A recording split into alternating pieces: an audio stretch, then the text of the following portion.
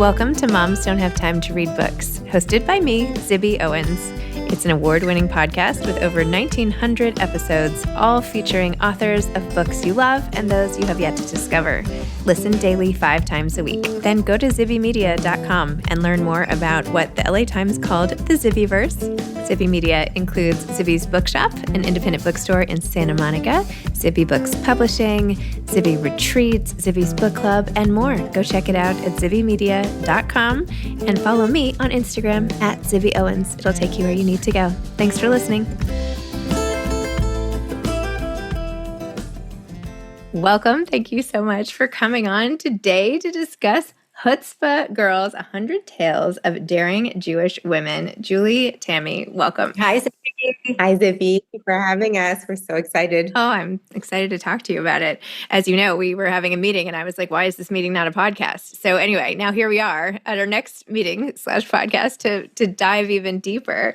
Okay, tell everybody what Chutzpah Girls is about and also the backstory, and maybe describe it a little, because I am holding this ridiculously beautiful book with gorgeous illustrations and gold foil on the cover, and it's like a work of art in addition to just a book. So thank you. I'll let you take it away. So Chutzpah Girls is a book about 100 tales of daring Jewish women throughout history. So all the way back to the Bible to today.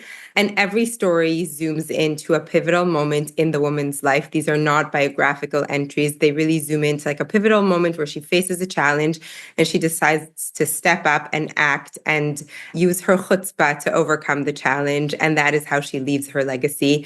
And every story is also supplemented by a portrait. We worked with 12 female Jewish artists around the world to create the visuals to really bring the stories to life for a generation that appreciates aesthetics and kind of needs that additional bold color to the story.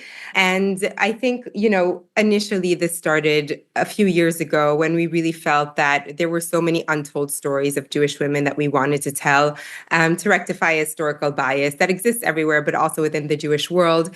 One of the women in the book, Emmy Noether, she's a famous mathematician. She was instrumental in helping Einstein develop his theory of relativity, and everybody has heard of Einstein. Not many people have heard of Emmy Noether. So that is kind of how it started out. But of course, since October 7th, this has taken on a completely different scope. Before the book actually went to print and before October 7th, Julie and I were discussing, and while we knew that anti-Semitism was always alive throughout history, we kind of at some point felt that it was shocking how every single woman in the book throughout history had experienced discrimination as a woman and as a Jew. And so we were talking and we said, why don't we tone down the anti-Semitism? Maybe it's not so relevant nowadays. Let's just focus on the discrimination against women. And then October 7th happened, and we just felt like this is the book that people need right now to allow us to look at our history through the lens of strength and the determination and chutzpah, and not only trauma and tragedy, to recognize that we can all take action, just the way you did with your book. There's so many women in the book who use the power of the pen, and maybe we'll discuss a few, to really speak up and make a difference. And so we really feel that this is such an important contribution at this point in time to have these conversations with our children, not just about the challenges that we're facing as a people, but also about the strength that we have in our heritage, particularly the feminine strength that we can learn so much from. Amazing. Who was the the people you were most excited to dive into and profile? Oh, wow. Well, I think specifically in relation to you, before the Zibbyverse existed, Jewish women were so instrumental in establishing and disseminating Jewish books throughout history. I mean, we're known as the people of the book, but I don't think many people realize that Jewish women were the one who took charge. And right after the Gutenberg invented the printing press, Jewish women in the Middle Ages were the one who established printing presses, and they were the gatekeepers of the Jewish books that were going to be printed and disseminated. And so many of the books that actually make up the Jewish canon today were determined by Jewish women, which, we thought was remarkable and we never realized before starting this book. And I'm just a follower, basically. So, And speaking of printing, you mentioned Zibby so kindly, that the book, it's a beautiful book. And, we made an effort to create a book that would elevate and speak to the dignity of Jewish women. There's an idea that Jewish women have something in Hebrew called malchut, that they have a certain royal character to them, that we're all like walking queens in a way in this world. And so we wanted that to be reflected in the book. So we included gold on the cover, and we decided to create a symbol for the book, which would be a crown, that each of these women in the course of their lives were, they walked with a certain power, with a certain strength, with a certain dignity, with a certain grace. So courage is not, chutzpah is not just brashness. Mm-hmm. Chutzpah comes with it a certain malchut, a certain level of dignity and strength that is characteristic only of Jewish women. I was surprised by the breadth of professions. I mean, I shouldn't have been surprised. I don't know why I was surprised, but there are women who do like every type of job imaginable in this book. Here, I'll just take a few at random because they're all, judges, chess champions, Torah teacher, Paralympic champion, humanitarian, matriarch, artist musician, fashion designer, kibbutz defender, writer, Yiddish diarist, mathematician, campaigner, ballerina, global emissary, running champion, tennis champion. That was the one that I was particularly surprised about. Like, how did I not know more about Angela Buxton? Like, who was she? I don't know. Why do I not know about her? Anyway, I knew about Althea, who she's pictured with here, Althea Gibson, and how together they overcome discrimination, as Jews and as Black women. I know it's, and we're always talking about the fact that Jews are so diverse, and externally we're not perceived as being so diverse, but I think also internally there's so much that we can learn about our own heritage and history and all of the different streams within Judaism. And like you said, professionally as well. I mean, who knew there were Jewish cowboys in Brazil, Right. That flamenco has Jewish origins, or that Switzerland had a Jewish head of state, like all of these facts that we've uncovered as well along, and the amount of facts that you get to know about yourself and your own heritage by learning these stories and by reading through them. Diversity was important to us. I mean, the women in the book come from over 33 different countries. They represent the full Jewish experience. They're Bukharian, they're Persian, they're Ethiopian, they're Yemenite, they're Mizrahi, Sephardi, Ashkenazi, and as you said, they span every professional field imaginable. Amazing. Can I read a little more about Angela Buxton, who is like my latest fascination? So she was born in 1934, and you write that in World War II, as it made its way to England, Angela was missing the treats that she loved, like cakes made of cream and butter, because of blackouts and bombing. Her family had to flee. They went to South Africa, and she discovered tennis, but also discovered racism. People complained when she got together with a Black girl the same age as her. And when she returned to England after the war, excelling in junior tennis, it says, due to anti-Semitism or hate against Jewish people, the top tennis training centers rejected her. Quote, "You're not going to join the club," they told her. "Why? Am I not good enough?" Angela asked. It was simply because she was a Jew. And then for this reason, she trained alone. She found it hard to find hitting partners, remembered the racism she witnessed, and became good friends with Althea, and they both struggled for acceptance, and they decided to become doubles partners, won the French Open, won Wimbledon, and stayed good friends. I mean, what a great story. Why is this not a movie? This should be a movie, but anyway.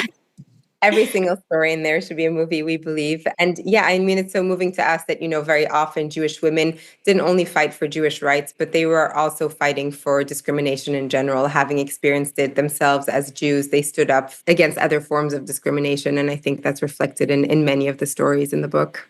And I think in the particular example of Angela Buxton, I mean, this is not just a relationship that sort of, begins and ends with tennis, but they really develop a lifelong friendship and see each other through many hardships. Wow. Another story that we love at this point in time is Eliza Davis. I don't know if you've had a chance to look at her, but, she's a mom of 10, born in Jamaica, the daughter of a Jewish cantor, and they moved to England, and they happen to buy Charles Dickens' home, and she starts reading his books, and he's the most popular author in England at the time, and she loves him until she comes across his depiction of Jews in the book and is so offended in Oliver Twist. And she picks up a pen and she decides to write to him, a stay-at-home mom of 10. She's not particularly educated. And she writes him a letter, and she actually manages to change his mind. And initially he gets a bit defensive and he says, I've never really encountered Jews before. This was the portrayal that I thought was accurate. But she doesn't back off. And the exchange of letters that we find between them is the largest exchange of letters we have outside of his immediate circle. So he really engages with her, and she sends him booklets about Jewish customs to really try and educate him. And then in the next edition, he actually rectifies the character and limits the amount of times that he calls him Jewish. And in the subsequent books, he actually introduces a Jewish character who's kind and noble.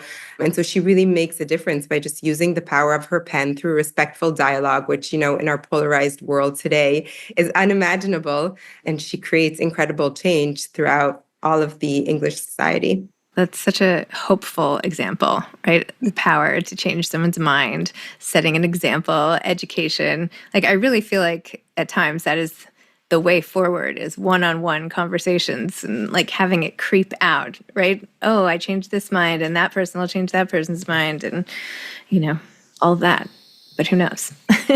In this moment where we're all experiencing anti-Semitism and hate at such an overwhelming scale, that lesson of Eliza Davis that, letters to one person, just engaging with one person can make a difference. So true. And how did the two of you begin engaging with each other? Like, how did you team up for this project? When did you meet?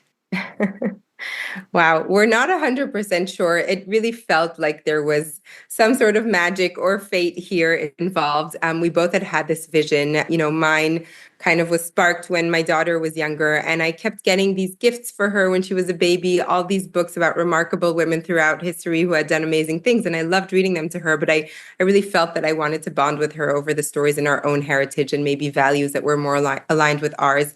And Juliet had a similar experience with her surrounding her children's bar and bat mitzvah. Yeah, my kids are a bit older than Tami's. My oldest is 17, and when my two oldest had their bar and bat mitzvahs about a year apart from each other, it was that experience that you can only have as a mother when you see two children of yours, each putting in equal effort into their bar and bat mitzvahs, preparing their services, preparing their Torah reading, preparing the Devar, all the things that you do for a bar mitzvah. And my son received holy books like a Tanakh and Tefillin and Siddur set. And my daughter basically received like jewelry and handbags. And I think of myself as someone who's like raising my children in a fairly liberal, progressive Jewish community of well-educated individuals. And it was just this kind of subtle but expressed way that, the way that we treat girls and boys, even today, is different. And I think, Tami and I both felt like this is a book that needs to exist, and we were going to do everything in our power to will it into existence. Wow. And you both are in Israel now. Were you there on October 7th? And can you share what that day was like for you or in the aftermath? Wow. I mean, the aftermath is still ongoing. It affects just today. There's a ceasefire, so there shouldn't be any sirens. And actually, a ballistic missile was fired from Yemen. My kids were in school. Usually they're at the park around that time. So I got really nervous. We just ran into shelters. And, this book was created during that and throughout that. And our kids were in and out of schools. We were in and out of shelters. We really had to work around the time that we had with all of the anxieties happening. There are, some of our illustrators were displaced from their homes, and they were creating the portraits as they were couch surfing, traveling abroad because they didn't have homes. So yeah, it affected half of the team at our publisher was actually drafted into the army. So there were some delays as well. Of course, it affected everyone in the country. But, Zibby, you wrote really beautifully in your book how for you, this was a lifeline during this time, kind of having this project to focus on, which you knew was making a difference. And I think for us, reading these stories of Jewish women throughout history who have faced similar moments in the past and have not only survived, but really thrived in the face of darkness was such an anchor. And there were so many days where we just didn't know how we were going to make it happen. And then we would just kind of edit the story or discover another angle. And that just made it all worth it. So we felt very fortunate to have this project throughout this time to just keep us grounded and inspired. And we're very excited to be launching it into the world at this point in time as well. How about you?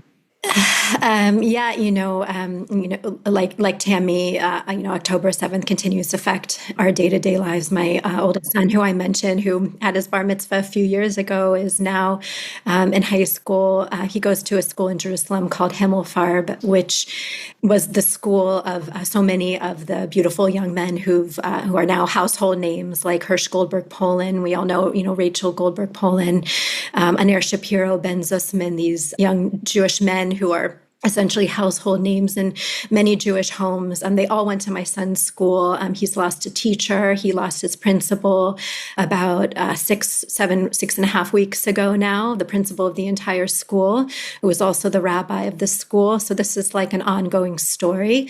But like, Tami said, I think that the experience of working on this book in the midst of, this very dark time has given us a sense of a historical context. I mean, your book that you have put it out into the world, Zibby, about being Jewish now. I think, our book is really about being Jewish then.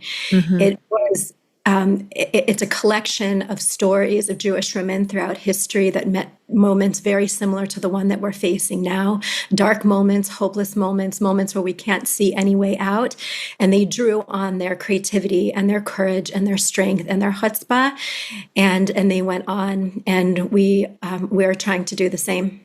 Wow. And I'll just add, that the timeliness of it all. I think both our books, we announced pre-sale, and I think you released your book on November 1st, which was the same day that the international community announced a boycott on Jewish books and authors and publishers. And, the response, I think, to both our books has been really deeply moving. And I think it's just a testament to the resilience of the Jewish people in face of it all. Like they want to celebrate life. They want to choose to support each other. We actually released the book on the day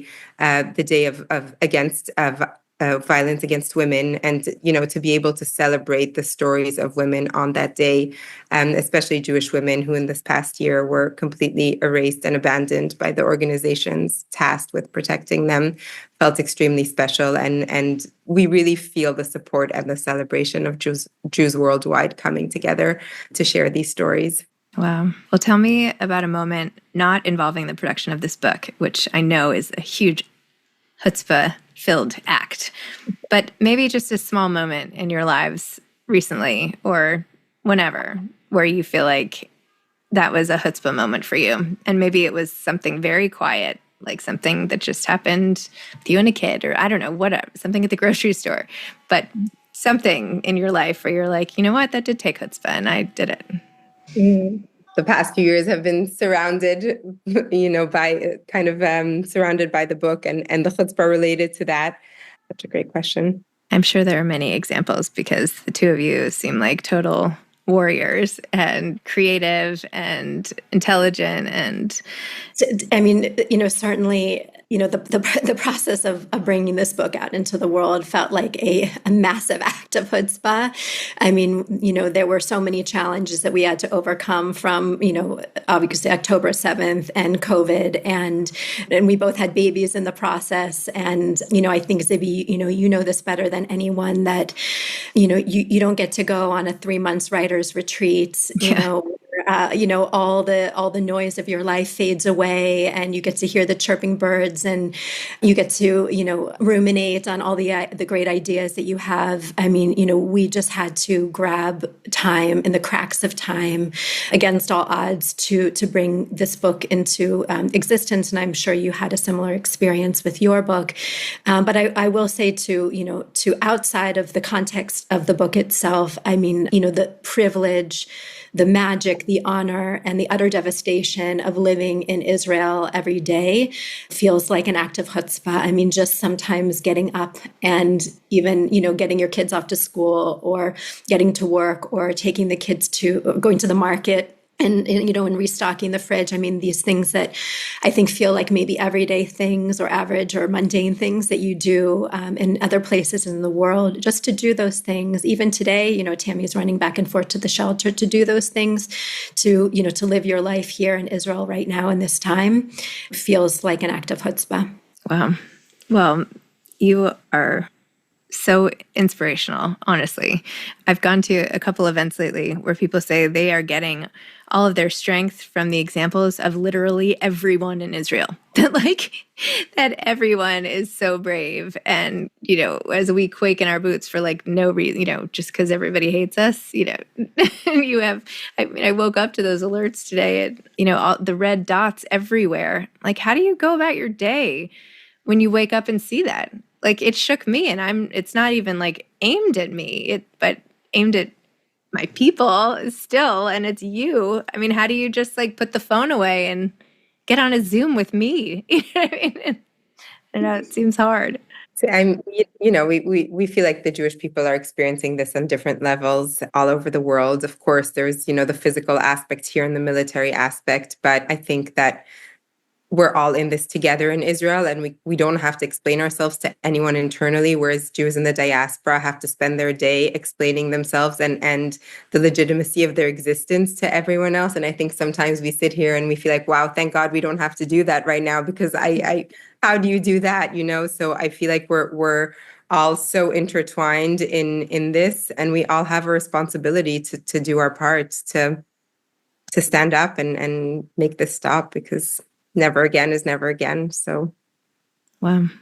Is this book available in Hebrew as well? We're working on the Hebrew translation right now, so it'll be out in a few months. And then French, Italian, and Spanish are coming up as well. So in 2025. So very exciting. Hopefully it'll be available worldwide. Is there anything, and this is way too big a question, and I'm sure there's no good answer, but is there anything that those of us outside of Israel can do to help those of you who are inside and dealing with the extra stress of the physical and the military and all of that? I mean, is there anything that we should know or be representing differently, or anything that really irritates you that people are saying who aren't there, or something, even well-intentioned people might not get right? Wow. I mean, we've just been so incredibly moved. And, everyone we've spoken to with a platform like yours, who is promoting these stories right now, the stories of Israeli women, the story of Jewish women and Jews in general, is so incredibly moving to us. I mean, I just think of my grandparents during the Holocaust, finding shelter, fleeing their homes. And I don't think they had anyone with this kind of influence and platform speaking up for them. So just knowing that exists and that we're not at that same juncture again, I think is just incredibly moving, knowing that we're not alone. So keep doing what you're doing. To us, it makes a world of difference. Yeah, I mean, in addition to to fighting the outside world and to fighting that the hate and the bias that's clearly all around us, I think there's also an opportunity in this moment to strengthen within the Jewish world, to strengthen the factions, all the divisions, and maybe this is an opportunity to bring up another Chutzpah girl, Queen Shlomo. I see, Zibby, you're wearing Hanukkah, you're probably off to a Hanukkah party tonight. I am, yes. So, we're in the Hanukkah season, as we all know, and so much attention is put on the story of the Maccabees, and there are women's stories that are also very intertwined with Hanukkah, and one that I'll mention is Queen Shlomo. So, we think that, okay, the story of the Maccabees and the Hasmoneans, that began and ended with Hanukkah, but I mean, the Hasmonean Empire goes on for 100 years, and after the story of the reunification and Hanukkah, the Jewish people fall into a state of fairly deep division, even crippling division. There were different groups, the Pharisees, the Sadducees, and they battled ideologically, and it wasn't until Queen Shlomo comes along and she finds a way to unite the people, and the Jewish kingdom sees a never before and never seen since era of richness and strength. And so there's an opportunity now to be like Eliza Davis, to fight those that are promoting negative images of our people. And there's also an opportunity to be a Shlomo to heal the divisions within us. Beautiful. Well, congratulations on this beautiful book that everybody must pick up. Wonderful for Hanukkah, but also for so many other things great bat mitzvah gift if you don't want to give a bracelet or something or cash or whatever, or in addition. So thank you both so much. Thanks for the work you're doing. And, the fact that you put this together in the face of everything else. I mean, if you wanted to stay in bed all day, that would be okay. Like, we would get that. But instead, you're out there producing and creating art. And I find that is the biggest antidote to anxiety. So I'm assuming you are getting some benefits from that as well. Thank you, Zibby, and thank you for being the ultimate Chutzpah girl, for using your platform to tell the experience of the Jewish people today, to bring so many of us together, to face what is happening now and to move on a path towards action. You're an inspiration for us, and we're so grateful for your support. Oh, well, I'm so glad we have teamed up. All right. Well, thank you so much, and happy Hanukkah. You too. Enjoy the Hanukkah party. Okay, thank you. Okay, bye. Thank you, ladies. Thanks for listening to Moms Don't Have Time to Read Books. If you love it, please leave a review and follow us on social at Zibby Owens and at Zibby Readers.